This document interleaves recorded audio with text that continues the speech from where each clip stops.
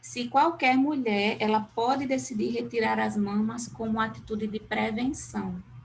Não, não, não existe essa indicação para qualquer mulher. Lógico que, e também, se a paciente chegar dizendo que quer retirar e ela não tiver indicação, eu vou dar a minha opinião, e se ela quiser procurar um outro mastologista, ela vai ficar bem à vontade, mas existem indicações bem formais, e o próprio caso Angelina Jolie é um caso exemplar de a gente mostrar para a paciente que não resolve o problema. Né? O caso dela é pontual, existe essa questão da mutação do BRCA1, mas não é uma cirurgia que vai isentar o risco, como você mesmo colocou, é uma redutora de risco. E no caso dela, não foi, pode sim ser uma escolha da paciente, mas também é uma indicação médica. Não foi ela, provavelmente, que chegou para o médico e disse que queria fazer. O médico deve ter indicado para ela que o melhor para ela seria a mastectomia redutora de risco e a oforectomia, pelo risco de câncer de mama e ovário em pacientes jovens. A partir dos 35 anos, a gente já faz a oforectomia nesse tipo de mutação. E hoje em dia, essa síndrome, que é a síndrome de Angelina Jolie, também já está incluindo o câncer de pâncreas. A gente não tem como retirar o pâncreas profilaticamente, né? A gente faz exames de rastreio também para estar acompanhando esse tipo de paciente. Então, rotineiramente, se a paciente chegar para mim no consultório e não tiver uma indicação formal, que basicamente hoje em dia uma das únicas indicações de mastectomia redutora de risco é a mutação BRCA1 e 2, a gente não faz. Uhum. Perfeito. Muito, muito interessante, né? E foi um caso que, na época, ele chamou muita atenção, né, da mídia, ganhou uma repercussão muito grande, né? E assim, sim. E só puxando o gancho que eu me esqueci a linha de raciocínio, então a Angelina Jolie entrou no quadro depressivo, né? Ela muda a visão corporal, a mastectomia redutora de risco com a prótese não é a mesma coisa de uma mama. Então, é completamente diferente. Então, muda a autoestima da paciente, tem suas complicações, tem risco de necrose, perda de mamilo. Então, não é uma cirurgia simples que a gente possa estar fazendo em qualquer situação, né? São situações bem pontuais. Entendi. E com relação ao exame, né? A gente sabe que tem o período correto de estar fazendo o exame, né? E até o médico também. Com toda a aparelhagem médica que se faz o exame, né? Na mama, corre algum risco, né? Porque algumas pessoas podem chegar até a pensar, meu Deus, tanto aparelho, será que pode me gerar alguma coisa no ato do exame? Só para deixar claro, não tem nenhum perigo, né? No exame. Não, Não. em relação à irradiação, Isso, a radiação. não.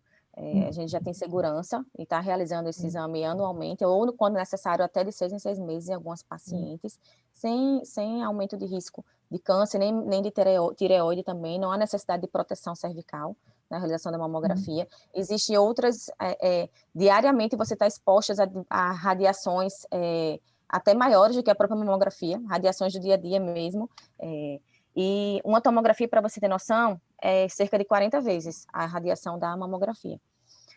Então, já é bem seguro mesmo de estar realizando. Eu acho que causa, assim, um certo medo, né? Porque a gente já vai com receio do resultado do exame, né? E fica assim, e na hora da mamografia, o que será que vai acontecer? Qual vai ser o resultado, né? Então, agora a gente já sabe que podemos ficar tranquilas ao realizar o exame, né? Isso. Uhum. Mas o engraçado é que a gente realiza um raio-x de tórax muito mais tranquilo, né, do que fazer uma Aham. mamografia. E a É, radiação é similar. entendi. Doutora Diana, aqui, falando para os nossos seguidores, você trabalha tanto no setor privado como também no setor público.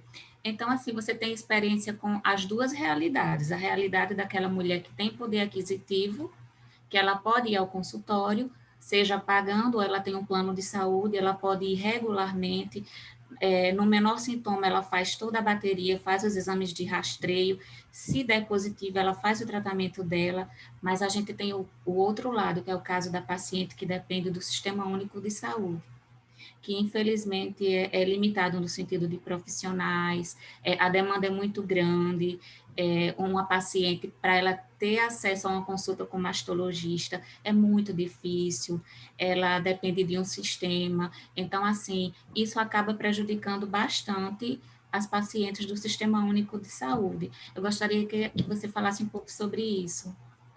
sim, são dois cenários bem divergentes. Né? A gente consegue estar diagnosticando bem mais precocemente no consultório, na saúde suplementar, do que no SUS. No SUS, a gente tem alguns dados que mostram que cerca de 60% das pacientes chegam em estadios mais avançados, quando não já em situações realmente metastáticas, que a gente faz mais o tratamento paliativo.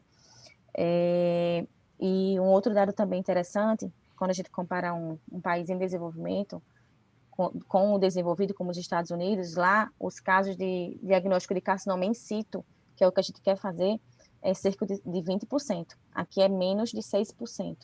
Então, a gente realmente está lidando com um diagnóstico bem mais tardio, e isso repercute também na questão financeira da saúde, né? Então, a gente vai ter tratamentos mais onerosos, a gente vai ter tratamentos mais longos, mais quimioterapia, cirurgias mais agressivas. Então, há uma consequência de tudo isso, né? Da dificuldade de acesso dessas pacientes. É verdade. E isso foi bastante agravado depois da pandemia, não foi? Sim. A gente tinha uma estimativa de mais ou menos de realizar 2 milhões de mamografias no Brasil.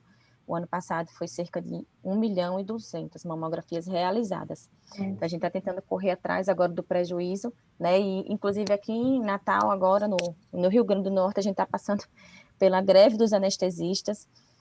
O governo está aí sem pagar há mais de 10 meses essa classe de médico, e a gente está, inclusive, com cirurgias suspensas do SUS, aumentando ainda mais esse caos. Amanhã, por exemplo, eu teria 3 cirurgias, sendo 2 cânceres, e foram suspensos. Como é que funciona, né, a cabeça de uma paciente que está na véspera de uma cirurgia e tem sua cirurgia suspensa? Pela falta de pagamento do governo, infelizmente. É uma situação muito complicada. Estamos vivendo nesse momento, né? Só para a gente lembrar aos nossos ouvintes, né, com relação aos principais sintomas de câncer, né, doutora? Vamos lá, só para a gente dar uma relembrada aqui, né? Uma revisão.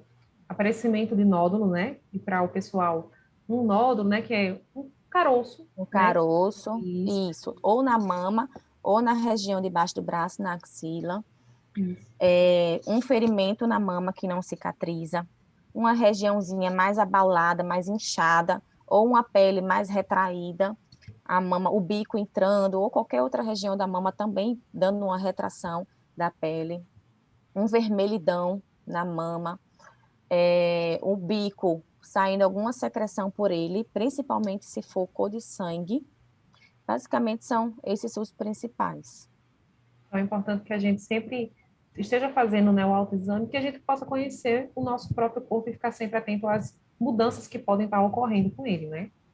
Isso, e um ponto importante é lembrar que o autoexame, sim, deve ser feito para o autoconhecimento, mas ele não isenta a realização da inclusão da paciente no programa de rastreio, que é o exame físico anual pelo mastologista e a realização da mamografia, ou o exame adequado para a sua idade, certo? Então, uma coisa complementa a outra. Então, para a paciente não achar que só fazer o autoexame em casa está resolvendo. Não.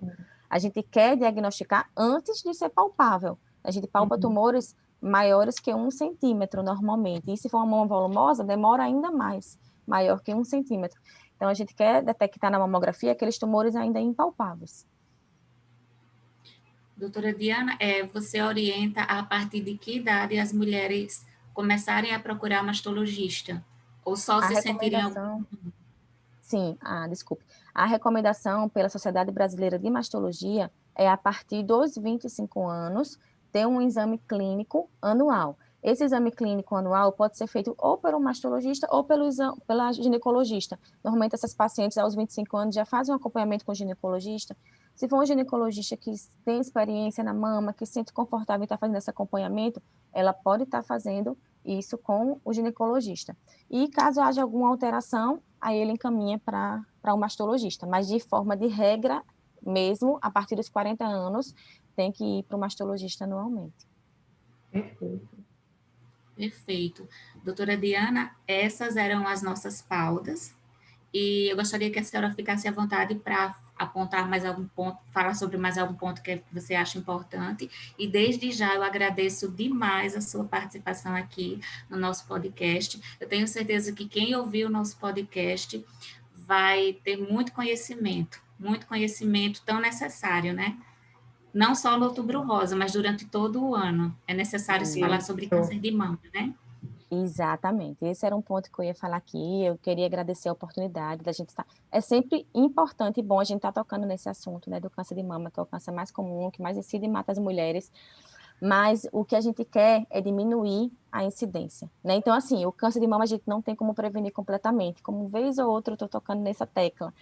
A gente tem duas armas, duas ferramentas na luta contra o câncer de mama, que é o diagnóstico precoce, que foi isso que a gente falou bastante aqui, a consulta com o mastologista anual, a realização da mamografia, o autoexame e a prevenção.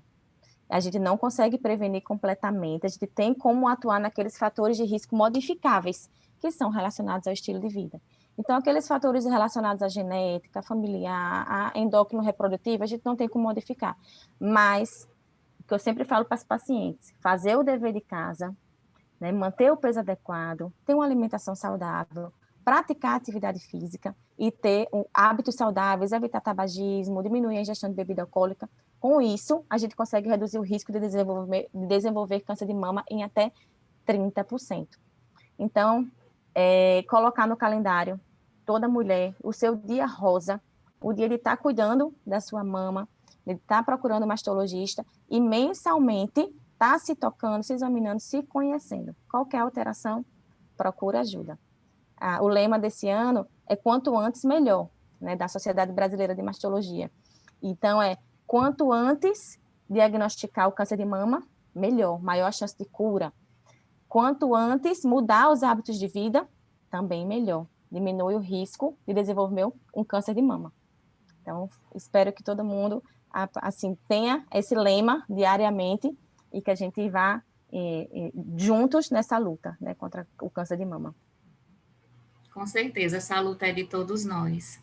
Muito obrigada, doutora Diana, por sua participação aqui no nosso podcast. E aqui a gente finaliza, não é, Daniela Irineu? Isso mesmo.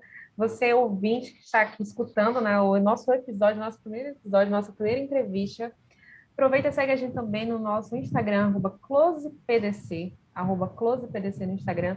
E se você tem alguma sugestão de pauta, comentário, sugestão, corre lá, deixa nos comentários, que nós vamos ficar muito felizes, né, com a sua interação conosco. E a doutora, se quiser deixar também suas redes sociais para que o pessoal possa conhecer mais ainda o seu trabalho, né, tirar mais alguma dúvida, fique à vontade para deixar suas redes sociais, com certeza todo mundo vai gostar também. Bem, eu vou deixar aqui os locais que eu faço atendimento. Pronto. Eu atendo lá na Policlínica da Zona Norte pelo SUS. Atendo também lá na Liga contra o Câncer, lá atendo tanto a saúde suplementar quanto o SUS, e a minha clínica privada e de planos de saúde e saúde suplementar é na Clínica de Oncologia e Mastologia, né? Então, lá tem o Instagram da própria clínica e da Liga contra o Câncer, então fique bem à vontade, podem estar entrando em contato e a gente vai se comunicando. Oh, perfeito. Perfeito. E encerramos aqui o nosso primeiro episódio do Dando Close Podcast. Muito obrigada, doutora. Obrigada, Elaine. Obrigado você, ouvinte. Obrigada, doutora Diana. Obrigada, Daniela Irineu. Obrigada à nossa equipe, os nossos produtores, Ivan Fercoz e Ana Paula Bafra. E é isso. Estamos encerrando aqui o primeiro episódio do Dando Close Podcast. Até um próximo episódio. Tchau, tchau. Tchau, tchau. Tchau. E esse foi mais um Dando Close Podcast.